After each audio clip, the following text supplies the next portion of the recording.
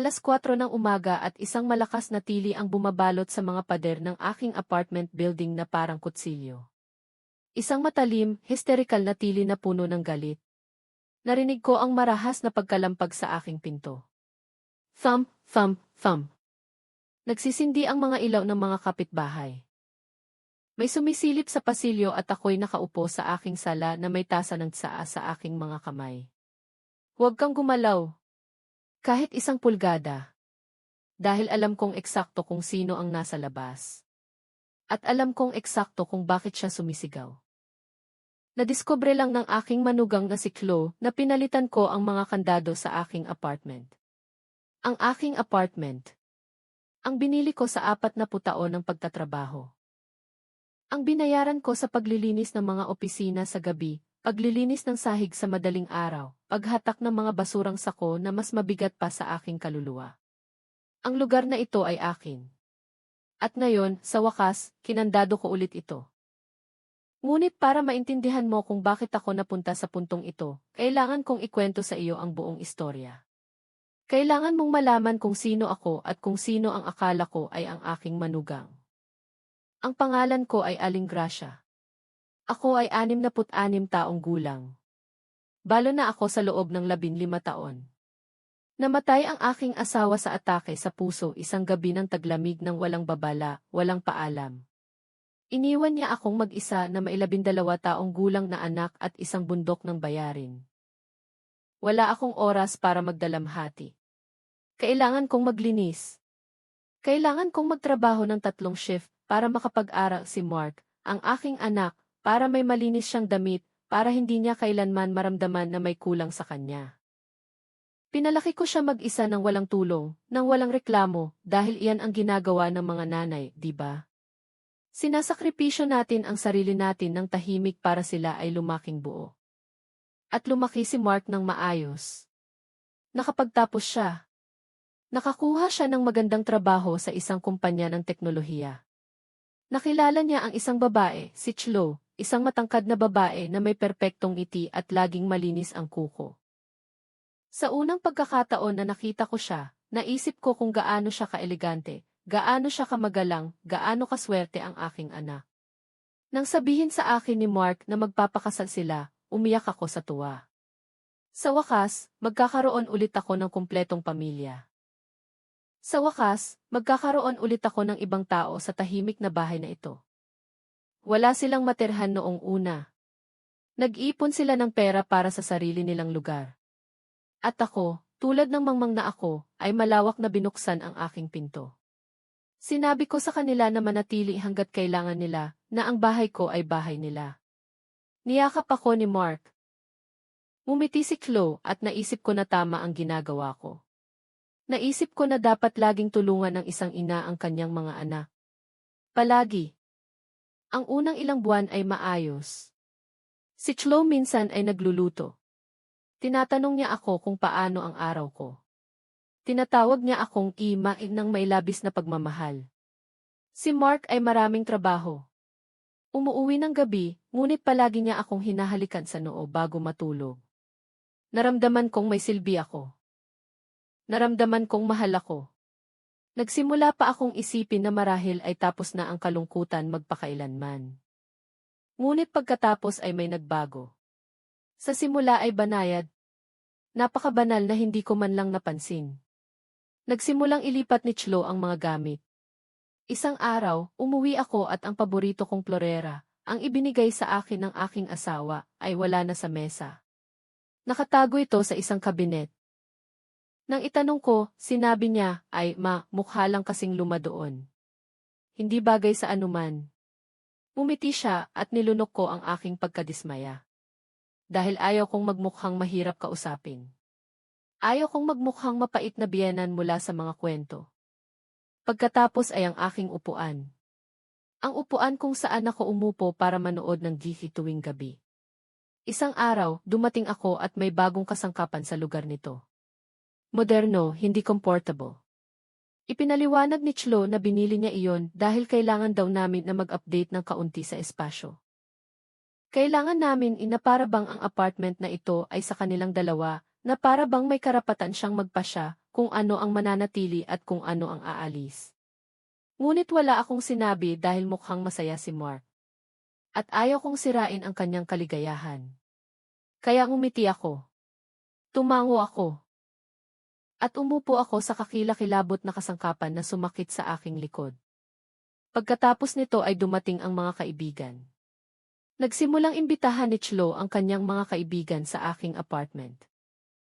Nang hindi sinasabi sa akin, uuwi ako mula sa trabaho na pagod at namamaga ang mga paa at makakakita ako ng 4 na babaeng nagtatawanan sa aking sala na umiinom ng alak na may malakas na musika. Sa unang pagkakataon na nangyari iyon, sinabi sa akin ni Chlo, "Ay, sorry, manakalimutan kong sabihin sa iyo, pero huwag kang mag-alala, malapit na kaming umalis." Ngunit hindi sila umalis. Nanatili sila hanggang 11:00 ng gabi, at kinailangan kong ikandado ang sarili ko sa aking kwarto dahil hindi ko man lang makapagpahinga sa sarili kong bahay. Sa pangalawang pagkakataon na nangyari iyon, sinubukan kong kausapin si Mark. Sinabi ko sa kanya na gusto ko sana na ipaalam nila sa akin bago magdala ng mga tao. Nagbuntong hininga siya. Tiningnan niya ako nang may pagod at sinabi niya sa akin, "Ma, saglit lang naman. Huwag kang masyadong strikto. Gusto lang ni Chlo na maging komportable rito." Maging komportable. Ang mga salitang iyon ay tumimo sa akin na parang mga karayom. Dahil gusto ko ring maging komportable sa sarili kong bahay. Ngunit tila, hindi na mahalaga ang aking ginhawa. Ang mahalaga ay masaya si Chlo, na hindi nakakaramdam ng hindi komportable si Chlo, na magawa ni Chlo ang anumang gusto niya. At ako, ang may-ari ng apartment, ang nagbayad ng bawat sentimo para sa lugar na ito, ay kailangan kong tumahimik at tiisin. Kailangan kong maging maunawain. Kailangan kong maging pasensyosa dahil kung hindi, ako ang magiging masama sa kwento, ang problemang biyenan, ang mapait na matanda na hindi hinahayaan ang mga kabataan na mamuhay. Ngunit ang pinakamasama ay hindi pa darating. Dahil isang hapon nang bumalik ako mula sa grocery store, nakita ko si Chlo sa aking kwarto. Sa aking kwarto, inaayos niya ang aking kabinet, kinukuha ang aking mga damit. Ang mga damit ko, ang kulay ube, ang kulay buhangin, ang kulay perlas abo. Inilalagay niya ang mga ito sa mga bag nang makita niya ako, hindi siya nagulat. Hindi siya humingi ng paumanhin. Tiningnan lang niya ako at sinabi, "Ma, kailangan namin ng espasyo para sa aming mga gamit. Masyado ka ng maraming lumang damit. Idodonate ko ang mga ito." At itinaas niya ang isang bag na may mga damit ko sa loob. Mga damit na binili ko sa sarili kong pera. Mga damit na may mga alaala. Ang isa ay dark green. Isinuot ko iyon sa araw na nagtapos si Mark. Ang isa naman ay peach. Ibinigay sa akin ng aking asawa para sa aming anibersaryo at itatapon niya ang mga ito na parang basura. Na para bang ang buhay ko ay basura. May isang bagay sa loob ko ang nabasag sa sandaling iyon. Ngunit hindi ako sumigaw. Hindi ako umiyak. Kinuha ko lang ang bag mula sa kanyang mga kamay at sinabi sa isang mahinahong boses, "Chlo, ito ang mga damit ko at ito ang kwarto ko. Huwag kang pumasok dito muli nang walang pahintulot ko." Nagpikit siya. Tiningnan niya ako na para bang ininsulto ko lang siya. At pagkatapos ay umalis siya sa kwarto nang walang sinasabi. Nang gabing iyon, umuwi si Mark na galit na galit. Sinabi niya sa akin na napasama ko ang pakiramdam ni Chlo, na sinusubukan lang niyang tumulong, na ako ay nagiging makasarili. Makasarili ako, ang nagbukas ng mga pinto ng aking tahanan sa kanila, ang nagsakripisyo ng aking privacy, ang aking kapayapaan, ang aking espasyo. At ngayon ay naging makasarili ako. Umiyak ako hanggang sa makatulog ng gabing iyon. At sa unang pagkakataon sa mahabang panahon, naramdaman kong ganap akong nag-iisa. Nasa sarili kong bahay, wala na akong boses o boto, at ito ay simula pa lamang. Lumipas ang mga linggo at lumala ang sitwasyon. Hindi na humingi ng pahintulot si Chlo para sa anuman. Ginawa lang niya ang gusto niya. Isang araw, dumating ako at ginawa niyang personal na dressing room ang kwarto ng bisita. Ang buong kwarto ay puno ng damit, sapatos, bag. Inalis niya ang kama kung saan natutulog si Evelyn, ang kapitbahay ko, kapag bumibisita siya sa akin. Itinapon niya ang mga kumot na itinago ko doon. At nang tanungin ko siya kung ano ang nangyari, tiningnan niya ako nang may malamig na mata at sinabi, kailangan ko lang ng espasyo para sa aking mga gamit, ma, naiintindihan mo, di ba? Hindi ko naintindihan. Ngunit hindi ko na alam kung paano depensahan ang sarili ko nang hindi nagmumukhang kontrabida. Pagkatapos ay nagsimulang dumating ang mga kakaibang tao. Nagsimula si Chlo ng isang online sales business at ginagamit niya ang aking apartment bilang bodega. Mga kahon at marami pang kahon na nakasalansan sa pasilyo, sa sala, maging sa kusina. Nadadapa ako sa kanila tuwing lalabas ako sa aking kwarto. At nang magreklamo ako, sinabi sa akin ni Mark, ma, pansamantala lang ito. Itinatayo niya ang kanyang kinabukasan. Hindi mo ba siya pwedeng suportahan ng kaunti? Suportahan siya. Sinasuportahan ko na siya. Binibigyan ko siya ng tirahan. Ngunit ngayon, kailangan ko ring tiisin na ang bahay ko ay mukhang depot na may mga delivery driver na papasok at lalabas sa lahat ng oras, na may mga estranghero na nagriring sa aking doorbell na naghahanap ng mga pakete. At ang pinakamasama ay hindi kailanman nagpasalamat si Chlo. Kailanman. Kumilos siya na parabang lahat ng ito ay kanyang karapatan, na parabang may utang ako sa kanya. Isang gabi, umuwi ako na pagod pagkatapos maglinis ng 3 palapag ng opisina. Masakit ang mga tuhod ko, masakit ang aking likod. Gusto ko lang umuwi, maligo ng mainit at matulog. Ngunit nang buksan ko ang pinto, narinig ko ang malakas na musika. Mayroong party sa aking sala. Mga taong hindi ko kilala, umiinom, nagtatawanan, naninigarilyo. Tumama ang usok sa aking mukha pagpasok ko pa lang. Nanigas ako sa pasilyo. Nasa gitna si Chlo, may hawak na baso, nakikipagtawanan sa kanyang mga kaibigan. Nang makita niya ako, kinawayan niya ang kanyang kamay na parabang walang mali. Ay, ma, hindi ko alam na maaga kang uuwi. Nagsiselebra kami. Marami akong benta ngayong linggo at patuloy siyang tumawa. Walang bumati sa akin. Walang nagpababa ng musika. Walang nagpatay ng kanilang sigarilyo. Naramdaman kong hindi ako nakikita. Sa sarili kong bahay, hindi ako nakikita. Kinandado ko ang sarili ko sa aking kwarto. Umiyak ako ng tahimik para hindi nila ako marinig. At pinakinggan ko ang party hanggang 3:00 ng umaga, hanggang umalis sila, hanggang sa wakas ay nagkaroon ng katahimikan. Kinabukasan, nang lumabas ako, nakita ko ang aking sala na nasira, maduming baso sa lahat ng dako, mga mansa sa sofa, isang basag na bote sa sahig, at si Chlo ay natutulog ng payapa sa kanyang kwarto. Hindi siya naglinis ng kahit ano. Kaya, naglinis ako tulad ng dati, dahil kung hindi ko iyon gagawin, walang sinuman ang gagawa. At dahil sanay na ako sa paglilinis ng mga kalat ng ibang tao, naglinis ako ng mga opisina ng ibang tao sa loob ng 40 taon. Ngayon, naglilinis ako ng kalat ng aking manugang sa sarili kong tahanan. Sinubukan kong kausapin ulit si Mark. Sa pagkakataong ito, hinanap ko siya sa trabaho niya. Pinuntahan ko siya sa kanyang opisina. Kailangan kong pakinggan niya ako nang wala si Chlo. Sinabi ko sa kanya ang lahat. Sinabi ko sa kanya na hindi ko na kaya. Na kailangan ko ng aking espasyo. Napakiramdam ko ay tinatapakan ako sa sarili kong bahay. Nakinig siya sa akin, ngunit nang matapos akong magsalita, malalim siyang nagbuntong hininga at sinabi sa akin, ma, alam kong mahirap pero nag-iipon kami ng pera. Kailangan lang namin ng ilang buwan pa. Please, maging pasensyosa ka. Ilang buwan pa. 1 taon at kalahati na silang nakatira sa akin at bawat araw ay lumalala. Ngunit tumango ako dahil siya ang aking anak, dahil mahal ko siya. Dahil ayaw kong mawala siya.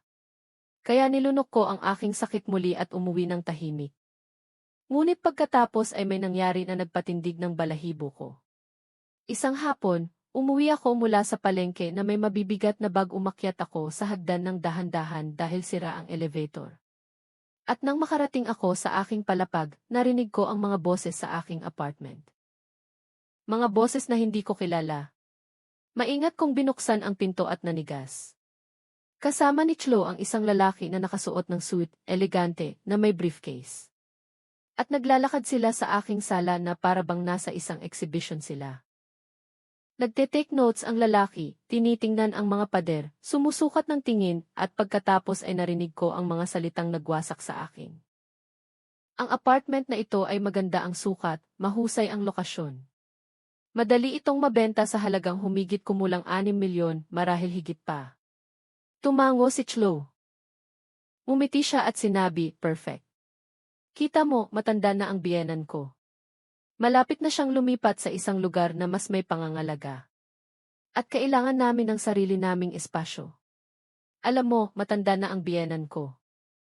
Na para bang ako ay isang pasanin, na para bang ako ay isang problema na kailangan malutas. Na para bang ang buhay ko, ang bahay ko, ang aking kanlungan ay isang bagay na kailangan alisin. Nahulog ang mga bag ko. Ang ingay ang nagpalingon sa kanilang dalawa. Nanlumo si Chloe ng 1 segundo. 1 segundo lang. Pagkatapos ay nabawi niya ang peking ngiti na iyon at sinabi, ay ma, ginulat mo ako. Si Amy Reyes ito. Siya ay isang real estate agent. Nagbibigay lang siya ng payo. Alam mo, para sa hinaharap. Para sa hinaharap. Ang hinaharap ko. Ang hinaharap ng apartment ko.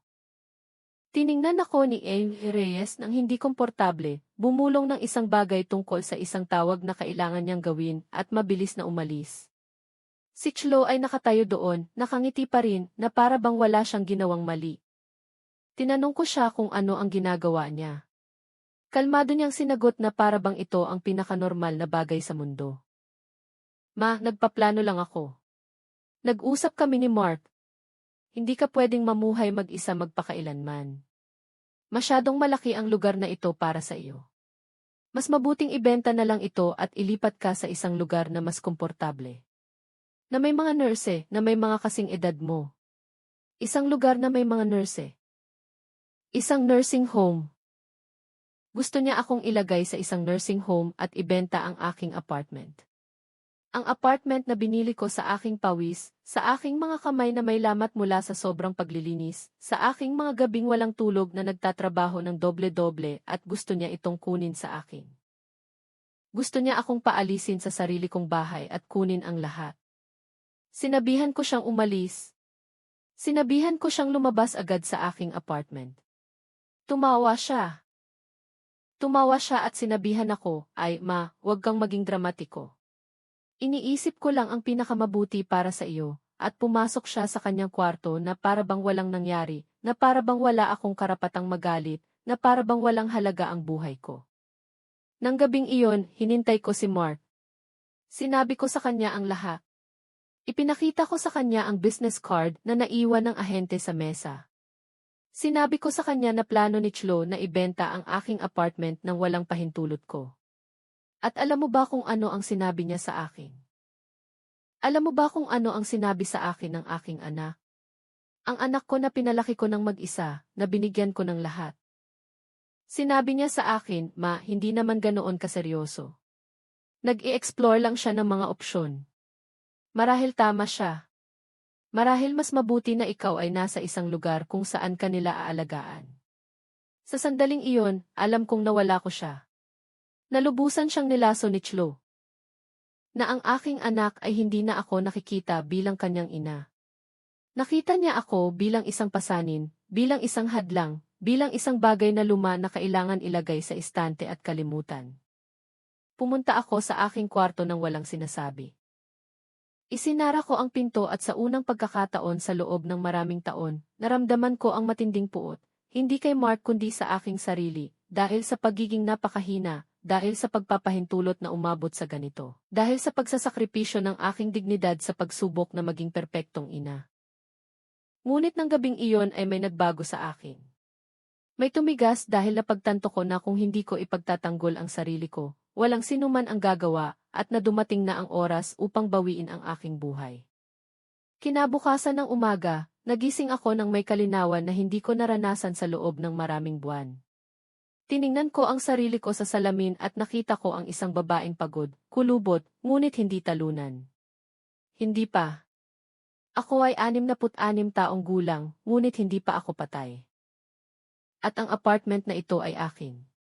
Legal na akin. Walang sinuman ang makakakuha nito sa akin. Walang sinuman.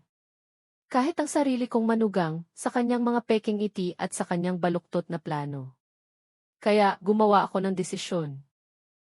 Lalaban ako, ngunit hindi sa pagsigaw, hindi sa pag-iyak, kundi sa pinakamatalinong paraan na posible, na may patunay, na may ebidensya, na may batas sa aking panig. Dahil kung may itinuro sa akin ang 40 taon ng paglilinis ng mga opisina, ito iyon. Ang mga makapangyarihan ay laging may mga abogado, at ang mga mahina ay kailangang maging mas matalino. Nang hapong iyon, pagkatapos ng trabaho, hinanap ko si Aling Evelyn, ang kapitbahay ko sa ika-4 na palapag. Si Aling Evelyn ay 70 taong gulang at mas matagal nang nakatira sa gusaling ito kaysa sa akin. Siya ay isang matalinong babae, ang uri na nakakakita ng lahat ng walang sinasabi. Kumatok ako sa kanyang pinto at nang buksan niya, nakita niya ang aking mukha at agad niyang nalaman na may mali. Pinapasok niya ako, ginawa niya ako ng tsaa at nakinig siya. Sinabi ko sa kanya ang lahat mula sa simula. Ang mga nabagong kasangkapan, ang mga damit na halos itinapon niya, ang mga party, ang real estate agent, lahat. Nang matapos ako, hinawakan ni Aling Evelyn ang aking kamay at sinabi sa akin ang isang bagay na hindi ko kailanman malilimutan. Gracia, ang pag-ibig ng isang ina ay hindi nangangahulugang hinahayaan mong yurakan ang sarili mo. Nangangahulugan iyon na turuan mo silang respeto. At hindi mo kailanman tinuruan ang iyong manugang kung nasaan ang mga hangganan. Ngayon, kailangan mong itakda ang mga ito bago pa huli ang lahat. Tinanong niya ako kung mayroon akong anumang patunay ng ginagawa ni Chloe. Sinabi ko sa kanya na wala. Na lahat ay oral, na wala akong konkretong ebidensya. Nag-isip si Aling Evelyn ng isang sandali at pagkatapos ay sinabi niya sa akin, kung gayon, kumuha ka ng patunay. E-record mo siya. Kumuha ka ng litrato. I-save mo ang mga mensahe. Ano man ang kinakailangan dahil kung magiging legal ito, kakailanganin mo ng higit pa sa iyong salita. Tama siya. Kaya nagsimula ako. Bumili ako ng bagong telepono na may mas mahusay na kamera. Nagsimula akong dokumentuhin ang lahat. Bawat kahon na dumarating, bawat party, lahat ng inilipat o binago ni Chloe nang walang pahintulot ko. At ang pinakamahalaga, nagsimula akong mag-record ng mga pag-uusap.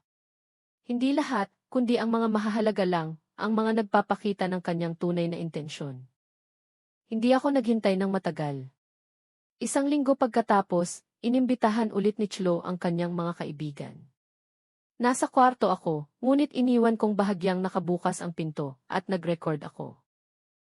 Narinig ko silang nag-uusap, nagtatawanan, at pagkatapos ay tinanong siya ng isa sa kanila, kaya, kailan kayo lilipat sa sarili ninyong lugar? Tumawa si Chloe. Ang tawa na kilalang kilala ko. At sumagot siya, bakit? Atin na ang lugar na ito. Well, nasa pangalan pa rin ng matanda, pero pinagtatrabahuan ko iyan. Kumbinsido na halos ni Mark na pirmahan niya ang isang power of attorney. Kapag nakuha na natin iyon, pwede na nating gawin ang anumang gusto natin. Ibenta, iparenta, anuman. At pwede na siyang pumunta sa nursing home. Pagkatapos ng lahat, wala na siyang silbi kundi maglinis. Huminto ang puso ko ng isang segundo. Isang power of attorney. Gusto nila akong papirmahin ng power of attorney. Ibig sabihin niyan ay maaari silang gumawa ng mga legal na desisyon para sa akin. Ibenta ang aking apartment, pamahalaan ang aking pera, lahat ng hindi ko magawa ang anuman. At kasama si Mark sa plano. Ang sarili kong anak. Ang batang pinalaki ko. Ang niyakap ko sa aking mga braso nang umiyak siya. Ang pinakain ko sa sarili kong katawan nang wala akong pera para sa gatas. Plano niyang kunin ang lahat mula sa akin. Nagpatuloy ako sa pagre-record. Ni-record ko ang lahat. Bawat nakakalaso na salita na lumabas sa bibig ni Chloe. Bawat malupit na tawa. Bawat baluktot na plano. At nang matapos sila at umalis, itinago ko ang recording na iyon na parang ginto, dahil ito ang aking sandata, ang aking kaligtasan. Kinabukasan, hinanap ko ang isang abogado. Naghanap ako online.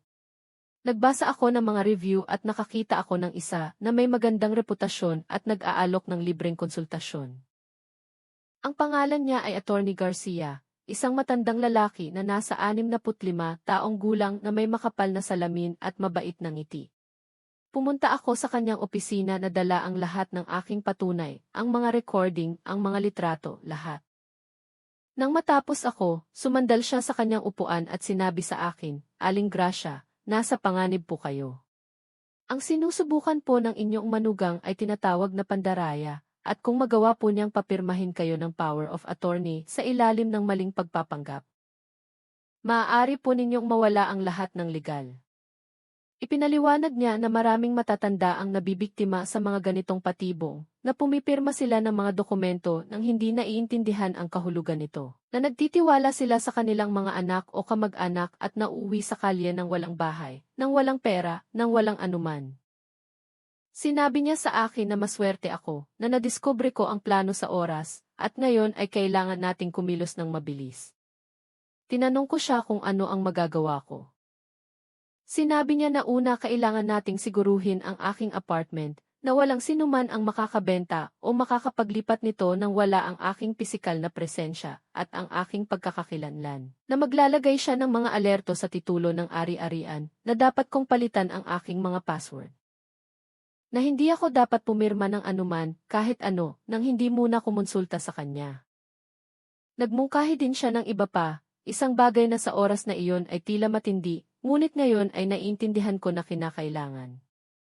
Sinabi niya sa akin, Aling Gracia, may karapatan po kayong paalisin sila. Ito po ang inyong apartment. Hindi po kayo pumirma ng anumang lease agreement sa kanila. Naroon po sila dahil sa inyong kabaitan. At ang kabaitan na iyon ay maaaring matapos anumang oras na magpasya kayo. Maaari po kayong magbigay sa kanila ng 30 araw na abiso o kung nakaramdam kayo ng panganib. Maaari po ninyong palitan ang mga kandado. Legal po iyan. Palitan ang mga kandado. Ang ideya ay nagpatindig ng balahibo ko, ngunit pinalaya rin ako nito dahil nangangahulugan ito na may kapangyarihan ako na maaari kong mabawi ang aking espasyo, ang aking kapayapaan, ang aking buhay. Umalis ako sa opisina na may plano. Binigyan ako ni Attorney Garcia ng mga dokumento para pirmahan, mga otorisasyon para protektahan ang aking ari-arian.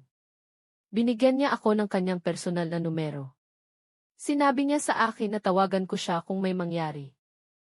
At sinabi niya sa akin ang isa pa, isang bagay na nagpaiyak sa akin doon sa kanyang opisina. Hindi ka masamang ina dahil ipinagtatanggol mo ang sarili mo. Ikaw ay matalinong ina at kailangan matutunan ng iyong anak ang araling ito dahil kung hindi mo ito ituturo sa kanya, ang buhay ang magtuturo sa kanya sa isang mas mahirap na paraan. Tama siya. Kailangang magising si Mark at kailangan kong maging matatag. Sa unang pagkakataon sa buhay ko, kailangan kong unahin ang aking mga pangangailangan bago ang sa aking mga anak, bago ang sa iba. Umuwi ako ng may kakaibang pakiramdam. Takot, ngunit may pag-asa rin. Nasa sala si Chloe kasama ang kanyang mga kahon. Hindi man lang niya ako binati. Wala si Mark. Nagpunta siya sa isang work dinner. Perpekto. Pumasok ako sa aking kwarto. Ikinandado ko ang pinto at sinimulan kong ayusin ang lahat. Ang mga dokumento na ibinigay sa akin ni Attorney Garcia, ang mga recording, ang mga litrato, lahat sa isang folder, lahat may label, lahat handa na kapag kailangan ko, dahil alam kong kakailanganin ko.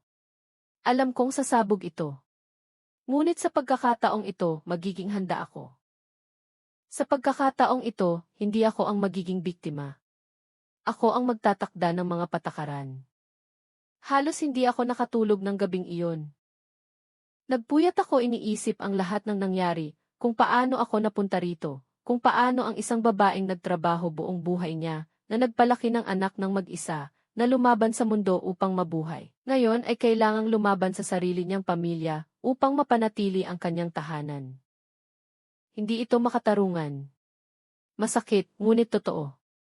At hindi na ako tatakbo mula sa katotohanan iyon. Haharapin ko ito ng buong tapang. Dahil kung may itinuro sa akin ang 40 taon ng paglilinis ng sahig, ito iyon. Ang mga mansa ay hindi nawawala ng kusa. Kailangan mong kuskusin ang mga ito. Kailangan mong alisin ang mga ito. Kahit masakit, kahit nakakapagod, kahit masira ang iyong mga kamay sa pagsubok. At si Chlo ang pinakamalaking mansa na kailangan kong linisin sa buhay ko. Ang mga sumunod na araw ay pawang pagpapanggap. Nagkunwari ako na normal ang lahat. Umiti ako ng kailangan kong umiti. Tumango ako nang magsalita si Chlo. Hindi ako nakipagtalo. Hindi ako nagreklamo.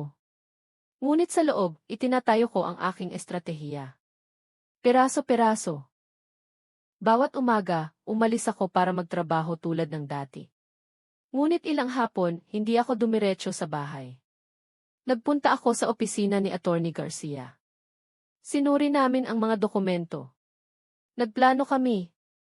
Tinuruan niya ako ng mga bagay na hindi ko kailanman alam. Kung paano protektahan ang aking mga ari-arian. Kung paano patunayan na may nanlilin lang sa akin. Kung paano gamitin ang batas sa aking pabor. At ang pinakamahalaga, kung paano hindi hayaan ang sarili na mamanipula sa emosyon. Dahil si Chlo ay eksperto doon, sa pagpaparamdam sa akin ng pagkakasala, sa pagpaparamdam sa akin na ako ang problema. Isang hapon, habang naglilinis ako ng isang opisina sa downtown, nakatanggap ako ng text mula kay Mark. Nakasulat doon, "Ma, kailangan nating mag-usap. Mahalaga ngayong gabi." Kumuyom ang tiyan ko. Alam ko kung ano ang darating. Alam kong hihilingin nila akong pumirma ng isang bagay. Ang tanyag na power of attorney, babala ni Attorney Garcia na mangyayari ito. At sinabi niya sa akin ng eksakto kung ano ang gagawin. Huwag kang magpakita ng takot. Huwag kang magpakita ng galit. Makinig ka lang. At pagkatapos ay sabihin mo na kailangan mo ng oras para pag-isipan iyon, na hindi ka pipirma ng anuman nang hindi binabasa ng maigi, na karapatan mo iyon. Malalim akong huminga. Inilagay ko ang aking telepono at nagpatuloy sa paglilinis dahil ang paglilinis ay palaging nagpapakalma sa akin. Ang paulit-ulit na paggalaw, ang amoy ng sabon, ang kislap ng sahig pagkatapos ng pagmamok. Nagparamdam ito sa akin na may kontrol pa rin ako sa isang bagay. Umuwi ako ng 7:00 ng gabi. Nakaupo sina Mark at Chlo sa sala, seryoso, na para bang magbibigay sila sa akin ng masamang balita. Umupo ako sa tapat nila. Huminga si Mark.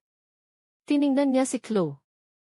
Tumango si Chlo at pagkatapos ay nagsimula siya, "Ma, pinag-iisipan namin ang mabuti ang iyong kinabukasan, ang iyong kapakanan. Alam namin na mahirap ka magtrabaho, na napapagod ka, na hindi ka na kasing bata ng dati." Wala akong sinabi. Tiningnan ko lang siya. Nagpatuloy siya, nakakita kami ng ilang napakagandang residence, mga lugar kung saan may mga nurse buong araw, kung saan pwede kang gumawa ng mga aktibidad kasama ng mga kasing edad mo, kung saan hindi mo kailangang mag-alala tungkol sa anuman. At sa tingin namin ay magiging maganda ito para sa iyo. Sumingit si Chlo sa matamis na boses na kinamumuhian ko. "Manag-aalala lang kami sa iyo. Paano kung mahulog ka at mag-isa ka? Paano kung magkasakit ka? Nagtatrabaho kami buong araw. Hindi namin kayang alagaan ka sa paraan na nararapat sa iyo. Aalagaan ako." Anong ironya? Hindi nila ako kailanman inalagaan. Ngunit nanatili akong tahimik. Naghintay ako. At pagkatapos ay naglabas si Mark ng ilang papeles. Inilagay niya ang mga ito sa mesa at sinabi, "Upang mapadali ang paglipat, kailangan mong pirmahan ito. Ito ay isang power of attorney. Kaya, mahawakan namin ang pagbebenta ng apartment at lahat ng papeles. Sa ganoong paraan, hindi mo kailangang mag-alala tungkol sa anuman na legal. Kami ang bahala sa lahat." Nandoon iyon. Ang plano sa itim at puti. Gusto nila akong papirmahin upang ibigay ang aking buhay, ang aking tahanan, ang aking kinabukasan, lahat sa kanilang mga kamay. Tiningnan ko ang mga papeles. Pagkatapos ay tiningnan ko sila at sa pinakalma kong boses na kaya kong ibigay, sinabi ko, kailangan kong basahin ito ng maigi at kumonsulta sa isang tao. Hindi ako pipirma ng anuman nang hindi ganap na naiintindihan ang kahulugan nito. Agad na nagbago ang mukha ni Chlo. Nawala ang kanyang ngiti at sinabi niya sa isang mas matigas na tono, kumonsulta sa sino. Pamilya mo kami. Hindi ka ba nagtitiwala sa amin? Nandoon iyon. Ang manipulasyon ang pagkakasala. Ngunit sa pagkakataong ito ay hindi ito gagana. Malalim akong huminga at sinabi, hindi ito usapin ng tiwala. Usapin ito ng responsibilidad. Legal na dokumento ang mga ito. Kailangan kong maintindihan ang mga ito ng maayos. Nagalit si Mark. Nakita kong humigpit ang kanyang panga. Ma, huwag mo nang pahirapan. Papel lang naman iyan para tulungan ka. Tulungan ako. Nakawan ako. Ibig mong sabihin. Ngunit hindi ko ito sinabi. Inulit ko lang. Kailangan ko ng oras. 1 linggo para basahin ng maayos. Tumayo si Chlo ng biglaan. Galit niyang kinuha ang mga papeles at sinabi, hindi ka kapanipaniwala. Nag-aalok kami ng tulong at tinatrato mo kami na parang kriminal. Ang ingrata mo. At pumasok siya sa kanyang kwarto, isinara ang pinto ng malakas. Tiningnan ako ni Mark nang may pagkadismaya. Wala siyang sinabi. Umiling lang siya at sinundan si Chlo. Naiwan akong mag-isa sa sala, nanginginig, ngunit nakaramdam din ng kakaibang bagay. Pagmamalaki. Dahil hindi ako sumuko. Hindi ako pumirma. Tumanggi ako. At iyon ay isang kapangyarihan na nakalimutan kong mayroon ako. Nang gabing iyon narinig ko si Chlo na sumisigaw mula sa kanyang kwarto. Hindi ko naintindihan ang lahat ng sinasabi niya, ngunit narinig ko ang mga salitang matigas ang ulo, matanda, bobita. Narinig ko si Mark na sinusubukang pakalmahin siya. At pagkatapos ay narinig ko ang isang bagay na nagwasak sa aking puso. Sinabi ni Chlo, kung hindi siya pipirma, kailangan natin siyang paalisin sa ibang paraan. Hindi tayo pwedeng maghintay pa. Malaki ang halaga ng apartment na ito at hindi ko ito pababayaang mawala dahil sa nanay mo. At walang sinabi si Mark. Hindi niya ipinagtanggol si Chlo. Hindi niya ako ipinagtanggol. May katahimikan lang. At ang katahimikan na iyon ang nagsabi sa akin ng lahat ng kailangan kong malaman. Hindi nakasama ko ang anak ko. Marahil hindi naman talaga. Marahil ay kasama lang niya ang sarili niyang ginhawa. Kinabukasan ng umaga, tinawagan ko si Attorney Garcia. Sinabi ko sa kanya ang nangyari. Sinabi niya sa akin na tama ang ginawa ko, na hindi ako dapat pumirma ng kahit ano, at ngayon ay kailangan nating bilisan ang plano. Tinanong niya ako kung handa na akong gawin ang susunod na hakbang, ang palitan ang mga kandado, ang bawiin ang aking espasyo, ang legal na paalisin sila sa aking apartment. Sinabi ko sa kanya na handa ako, na hindi ko na kayang mamuhay ng ganito, na mas gugustuhin kong mag-isa, kaysa makaramdam ng paglusob sa sarili kong tahanan. Sinabi niya sa akin na bibigyan niya ako ng isang mapagkakatiwalaang locksmith, na gagawin namin ito sa araw na wala sina Mark at Chlo, na ito ay mabilis at legal, at na siya ay naroon kasama ko para sa anuman. Pinili namin ang araw, isang Biyernes. May work conference si Mark na tumatagal ang buong araw. Nabanggit ni Chlo na pupuntahan niya ang kanyang ina sa hapon. Ito ang magiging perpektong oras. Inayos ni Attorney Garcia ang lahat. Darating ang locksmith ng 2:00 ng hapon. Magpapaalam ako sa trabaho na may sakit, at pagpatak ng 4:00 ng hapon, ang aking apartment ay may bagong kandado. Walang sinuman ang makakapasok ng walang pahintulot ko. Walang sinuman. Ang ideya ay nagpuno sa akin ng takot, ngunit nagbigay din ito sa akin ng pakiramdam ng kalayaan na hindi ko naramdaman sa loob ng maraming taon. Dahil sa unang pagkakataon sa mahabang panahon, ako ang magpapasya kung sino ang papasok sa aking buhay at kung sino ang mananatili sa labas. Ang mga sumunod na araw ay nakakabagabag. Kumilos si Chlo na parabang walang nangyari. Patuloy siyang naglalakad sa aking bahay na parabang kanya iyon. Patuloy siyang nagdadala ng mga kahon. Patuloy siyang gumagawa ng mga plano. Isang araw, narinig ko siya sa telepono na kausap ang isang tao tungkol sa pagremodel ng kusina. Ang kusina ko. Nag-usap siya tungkol sa mga kulay, sa mga bagong kabinet, sa pagpapalit ng lahat, na para bang wala na ako, na para bang wala na ako. At marahil sa kanyang isip ay wala na ako. Marahil ay nabura na niya ako. Ngunit narito pa rin ako, at sa lalong madaling panahon ay malalaman niya iyon sa pinakamasamang paraan na posible. Huwebes ng gabi, halos hindi ako nakatulog. Nagpuyat ako iniisip ang lahat ng mangyayari, kung paano sila magre-react, kung mapapatawad pa ba ako ni Mark, kung tama ba ang ginagawa ko. Ngunit pagkatapos ay naaalala ko ang mga salita ni Evelyn. Ang pag-ibig ng isang ina ay hindi nangangahulugang hinahayaan mong yurakan ang sarili mo. At naaalala ko ang mga salita ni Attorney Garcia. Hindi ka masamang ina dahil ipinagtatanggol mo ang sarili mo. At naaalala ko ang isang mas mahalagang bagay. Naaalala ko ang babaeng ako bago ang lahat ng ito. Ang babaeng nagtrabaho ng 3 shift. Ang nagpalaki ng anak ng mag-isa. Ang lumaban sa mundo ng hindi sumusuko. Ang babaeng iyon ay nasa loob pa rin ko. Katulog lang siya, naghihintay ng sandali para magising. At bukas ay gigising siya na umiiyak. Dumating ang Biyernes. Maaga akong gumising, mas maaga kaysa dati. Nagtimpla ako ng kape. Ininom ko iyon habang nakatingin sa bintana. Kakasikat lang ng araw. Tahimik ang lahat, payapa. Ironya iyon dahil sa loob ng ilang oras ay sasabog ang lahat. Umalis si Mark ng alas -7:00. Hinalikan niya ako sa noo tulad ng dati. Hindi niya alam na iyon ang huling halik na ibibigay niya sa akin sa mahabang panahon. Umalis si Chloe ng alas -9:00. Hindi man lang siya nagpaalam. Kinuha lang niya ang kanyang bag at umalis. Narinig ko ang pagsara ng pinto. Narinig ko ang kanyang mga yabag na lumayo sa pasilyo. At pagkatapos ay huminga ako. Sa unang pagkakataon sa loob ng ilang buwan, alalim akong huminga nang hindi nararamdaman na may nakatingin sa akin, nang hindi nararamdaman na may humuhusga sa bawat galaw ko. Tinawagan ko ang trabaho.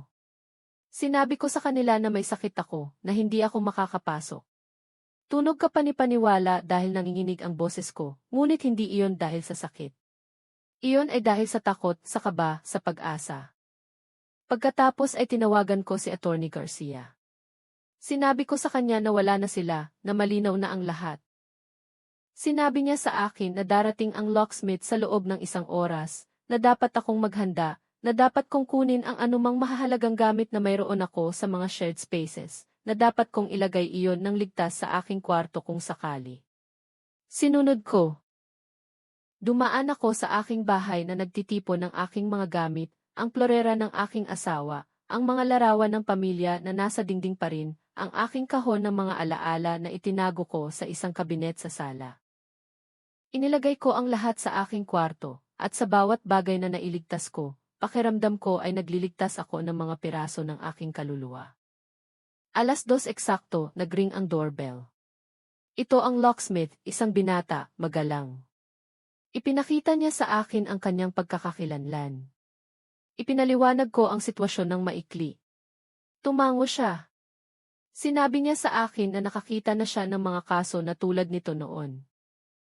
Na hindi ako dapat mag-alala, na sa loob ng kalahating oras ay magiging handa na ang lahat. Nagsimula siyang magtrabaho. Umupo ako sa sofa na pinapanood siya, nakikinig sa mga metalikong tunog ng mga gamit, ang drill, ang mga bagong piraso na sumasakto sa lugar. Bawat tunog ay isang paglaya.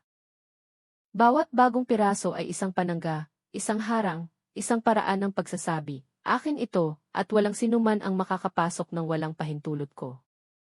30 minuto pagkatapos, ibinigay niya sa akin ang 2 set ng bagong susi. Ipinaliwanag niya kung paano gumagana ang mga ito. Sinigurado niya sa akin na walang sinuman na mailumang susi ang makakabukas ng pinto. Binati niya ako ng swerte at umalis siya. Nakatayo ako sa harap ng pinto na hawak ang mga bagong susi, kintab, mabigat, makapangyarihan. Mahigpit kong hawak ang mga ito sa aking dibdib at umiyak ako. Umiyak ako dahil sa ginhawa. Umiyak ako dahil sa takot. Umiyak ako dahil sa pagkakasala. Ngunit higit sa lahat, umiyak ako dahil sa kalayaan. Dahil sa unang pagkakataon sa mahabang panahon, pakiramdam ko ay akin ulit ang aking bahay. Na ako ulit ang may-ari ng aking buhay. Pinunasan ko ang aking mga luha, malalim akong huminga, at pagkatapos ay nagsimula akong maghanda para sa darating. Dahil alam ko na kapag dumating si Chlo at nakita niyang hindi siya makapasok, magsasaya siya, isang napakalaking eksena, at kailangan kong maging handa. Dumating si Attorney Garcia ng 4:00. Kumatok siya gamit ang code na napagkasunduan namin. 3 katok. Hinto. 2 katok. Binuksan ko. Pumasok siya, dala ang kanyang briefcase. Tinanong niya ako kung ano ang pakiramdam ko. Sinabi ko sa kanya ang totoo, takot, ngunit matatag. Ngiti niya. Sinabi niya sa akin na normal iyon, na ang mahalaga ay huwag mag-alinlangan ngayon, na legal ito, na karapatan ko ito. Ibinigay niya sa akin ang isang sobre. Sa loob ay isang sulat na ginawa niya. Ito ay isang formal na abiso. Nakasaad doon na may 30 araw sina Mark at Chlo upang lumabas sa apartment, na ang anumang pagtatangka na pumasok ng walang pahintulot ko ay ituturing na trespassing, na maaari kong tawagan ang pulis kung kinakailangan. Sinabi niya sa akin na kapag dumating sila at hindi makapasok, dapat kong ibigay sa kanila ang sulat na iyon sa ilalim ng pinto nang hindi binubuksan, nang hindi nakikipagtalo, tanging ang sulat at katahimikan. Ipinaliwanag niya na marahil ay susubukan nila akong manipulahin, nasisigaw sila, naiiyak sila, nasasabihin ni Mark ang mga masakit na bagay sa akin, natatawagin ako ni Chlo na isang halimaw, ngunit hindi ko dapat buksan ang pintong iyon, na hindi ako dapat sumuko na kung susuko ako. Lahat ay walang silbi. Pinapangako niya sa akin na hindi ko ito bubuksan. Nangako ako sa kanya. Kahit na nabibiyak na ang puso ko sa pag-iisip pa lang sa mukha ni Mark kapag nakita niyang hindi siya makapasok. Nanatili si Attorney Garcia kasama ko hanggang 6:00. Uminom kami ng tsaa. Pinag-usapan namin ang mga walang saysay na bagay. Sa tingin ko ay ginagawa niya iyon para ilibang ako, para pakalmahin ang aking kaba, at medyo nagtagumpay naman. 6:00, umalis siya. Binigyan niya ako ng kanyang numero ulit. Sinabi niya sa akin na tawagan ko siya kung may mangyari anuman. At iniwan niya akong mag-isa. Mag-isa kasama ang aking mga bagong susi. Mag-isa kasama ang aking desisyon. Mag-isa kasama ang aking takot. Mabagal na lumipas ang mga oras. Napakabagal. Umupo ako sa aking sala na ngayon ay tahimik. Walang mga kahon. Walang mga estranghero. Walang malakas na musika. Ako lang. At ang katahimikan. Isang magandang katahimikan. Isang katahimikan na nakalimutan ko ang tunog. Binuksan ko ang telebisyon. Pinanood ko ang balita, ngunit hindi ako nakikinig. Nasa pinto ang isip ko, naghihintay, alam na anumang sandali ay sasabog ang lahat. At pagkatapos, 11:00 ng gabi, narinig ko ang elevator. Narinig ko ang mga yabag. Narinig ko ang mga boses. Sina Mark at Chlo. Dumating na sila. Nagsimulang lumakas ang tibok ng puso ko na akala ko ay lalabas ito sa aking dibdib. Narinig ko silang lumapit. Narinig ko ang susi na pumasok sa kandado. At pagkatapos ay narinig ko ang tunog na magpapabago ng lahat. Ang tunog ng isang susi na hindi gumagana. Na umiikot ngunit hindi bumubukas. Na sumasabit. Na hindi sumasakto. May katahimikan. Pagkatapos ay narinig ko si Chlo na nagsasabi, ano ang nangyayari? Bakit hindi bumubukas? Sinubukan ulit ni Mark. Wala. Sinubukan niya ulit at ulit at ulit. At pagkatapos ay narinig ko ang kanyang boses, nalilito, nag-aalala. Hindi gumagana. Hindi gumagana ang susi. Sinubukan ni Chlo ang kanyang susi. Wala rin. At doon nagsimula. Una ay pagkalito, pagkatapos ay panik, at sa wakas ay galit. Nagsimulang lumampag si Chlo sa pinto. Ma, buksan mo ang pinto. Hindi gumagana ang susi. Buksan mo. Hindi ako gumalaw. Nanatili akong nakaupo sa aking sofa. na may sobre sa aking mga kamay, humihinga lang. Lalong lumakas ang pagkalampag, mas desperado. Gracia, buksan mo ang pintong ito ngayon. Ano ang ginawa mo? Pinalitan mo ba ang mga kandado? Baliw ka ba? Nagsimulang lumampag din si Mark. Ma, buksan mo. Ano ang nangyayari? Ma, please. Ang boses niya ang nagbasag sa akin. Hinati ako nito sa dalawa. Ngunit hindi ako bumangon. Hindi ako pumunta sa pinto. Nanatili ako doon ng matatag, naaalala ang lahat ng nangyari. Lahat ng ginawa nila sa akin, lahat ng plano nilang gawin sa akin. At pagkatapos, tuluyan nang nawala ng kontrol si Chloe. Nagsimula siyang sumigaw na hindi niya pa kailanman nagawa. Buksan mo ang pesting pinto na ito. Ito ang bahay ko. Lahat ng gamit ko ay nandoon. Hindi mo ito pwedeng gawin sa amin. Ito ay illegal. At lumampag siya. Lumampag siya ng napakalakas na akala ko ay mababasag niya ang pinto. Nagsimulang magsindi ang mga ilaw ng mga kapitbahay. Narinig ko ang mga pinto na bumubukas. May nagtanong kung ano ang nangyayari. Sumigaw si Chloe sa kanila na itinapon ko sila sa kalye, na pinalitan ko ang mga kandado nang hindi sinasabi sa kanila na ako ay isang baliw na matanda. At pagkatapos ay dumating ang tili. Ang tili na nagpagising sa buong gusali. Ang tili na nagpatahulan sa mga aso. Ang tili na tumago sa mga pader na parang kutsilyo.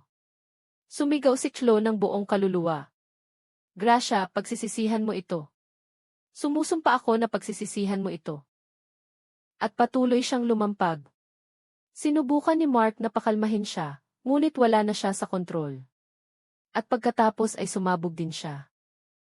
Nagsimula siyang sumigaw, Ma, paano mo nagawa? Sino ang nagbigay sa iyo ng pahintulot? Buksan mo ang pinto na ito ngayon. Hindi mo ito pwedeng gawin sa amin. Anak mo ako. At ang mga salitang iyon ang pinakamasakit sa lahat dahil tama siya. Anak ko siya, ang anak na pinalaki ko, ang anak na mahal ko. At ngayon ay nasa kabilang dulo siya ng pinto na sumisigaw sa akin na para bang ako ang kanyang kaaway. Tumayo ako. Naglakad ako papunta sa pinto na may sobre sa aking kamay at inilagay ko iyon sa ilalim. Nang tahimik, lumabas ang sobre sa kabilang dulo ng pinto. Nagkaroon ng maikling katahimikan. Narinig ko ang isang tao na kinuha iyon. Pagkatapos ay narinig ko ang tunog ng papel na binubuksan. At pagkatapos ay narinig ko ang boses ni Mark na bumabasa ng malakas. Una ng tahimik, pagkatapos ay sa mahinang boses, at sa wakas ng malakas, para marinig ni Chloe. Notice of eviction. May 30 araw kayo upang alisin ang inyong mga gamit. Ang anumang hindi otorisadong pagtatangka na pumasok ay ire-report sa mga otoridad. Lagda, Gracia Herrera. Sumabog ulit si Chloe. Ngunit sa pagkakataong ito, hindi lang galit. Ito ay hysteria. Ito ay panic dahil napagtanto lang niya na natalo siya, na nabigo ang kanyang plano, na hindi ako ang mangmang na matandang babae na akala niya. Hindi ito totoo. Hindi ito legal. Hindi mo kami pwedeng paalisin ng ganito. Nakatira kami rito. May karapatan kami, sigaw niya, nabasag ang kanyang boses. Pinindot niya ang pinto, ngunit hindi na nang mailakas. Ngayon ay desperado na ang mga pindot mula sa isang taong alam niyang natalo sila. Sinubukan ni Mark na magsalita. Ang boses niya ay iba, mas mahina, mas basag. Ma, please, mag-usap tayo. Buksan mo ang pinto. Kaya natin itong ayusin. Hindi kailangang maging ganito. Ngunit hindi ako sumagot. Nanatili ako sa kabilang dulo na nakasandal ang likod sa pinto. Pakiramdam ang bawat palo na parabang sa aking sariling puso. Ngunit hindi ako sumuko. Hindi ko binuksan. Dahil kung binuksan ko iyon sa sandaling iyon, lahat ay magiging walang silbi. Lahat ng sakit, lahat ng takot, lahat ng tapang na natipon ko upang makarating dito. Mawawala iyon sa isang segundo ng kahinaan. Narinig ko si Evelyn na lumabas sa kanyang apartment. Ang boses niya ay kalmado ngunit matatag. Hating gabi na. Ginising niyo ang buong gusali. Kung hindi kayo tatahimik, tatawagan ko ang pulis. Tiningnan siya ni Chloe. Hindi ito problema mo, matandang sismosa. Huwag kang makialam sa buhay ng iba. Ngunit hindi na tinag si Evelyn. Ang trabaho ko ay makatulog ng payapa. At ginugulo niyo ang kapayapaan. Mayroon kayong dalawang pagpipilian. Tatahimik kayo o tatawagan ko ang pulis. Kayo ang magdesisyon. Nagkaroon ng mas mahabang katahimikan. At pagkatapos ay narinig ko ang mga yabag ni Chlo na lumalayo. Bumaba sa hagdan. Hindi siya naghintay ng elevator. Tumunog lang siya na parang sugatan na hayop. Nanatili si Mark ng isang sandali. Narinig ko siyang humihinga sa kabilang dulo ng pinto, mabigat, pagod, talunan. At pagkatapos ay nagsalita siya. Ngunit sa pagkakataong ito, hindi siya sumigaw. Mahina siyang nagsalita. Napakahina na kailangan kong lumapit sa pinto para marinig siya. Ma, hindi ko naiintindihan kung bakit mo ito ginawa. Akala ko mahal mo ako. Akala ko palagi akong makakaasa sa iyo. Ngunit sa tingin ko ay nagkamali ako. At pagkatapos ay umalis siya. Narinig ko ang kanyang mga yabag na lumalayo rin, mabagal, mabigat, at nang sa wakas ay dumating ang katahimikan, bumagsak ako. Nahulog ako sa sahig na nakasandal ang likod sa pinto. At umiyak ako. Umiyak ako na hindi ko pa nagawa sa loob ng maraming taon dahil nawala ko lang ang aking anak. O marahil ay napagtanto ko lang na nawala ko na siya matagal na. Hindi ko alam kung gaano katagal ako doon sa sahig na umiiyak, ngunit sa isang punto narinig ko ang mahinang katok sa aking pinto. Ang code ni Evelyn, 3 katok, hinto, 2 katok. Bumangon ako. Pinunasan ko ang aking mukha. Binuksan ko. Pumasok siya ng walang salita. Niyakap niya ako at umiyak ulit ako, ngunit sa pagkakataong ito ay nasa mga braso ng isang taong nakaintindi sa akin, isang taong nakakaalam kung gaano kahirap ito. Umupo kami sa sofa. Nagtimpla sa akin ng tsaa si Evelyn tulad ng dati. At nang sa wakas ay makapagsalita ako, sinabi ko, tama ba ang ginawa ko? Hinawakan niya ang aking kamay. Tiningnan niya ako sa mata at sinabi, Gracia, ginawa mo ang tanging bagay na kaya mong gawin. Ipagtanggol ang sarili mo. Hindi iyan kailanman mali. Kailanman. Sinabi niya sa akin na narinig niya ang lahat, na narinig din ng ibang mga kapitbahay, na alam ng lahat ang ginagawa ni Chlo, na nakita nila siyang papunta at pabalik na may mga kahon, na may mga kakaibang tao, na narinig nila ang mga party.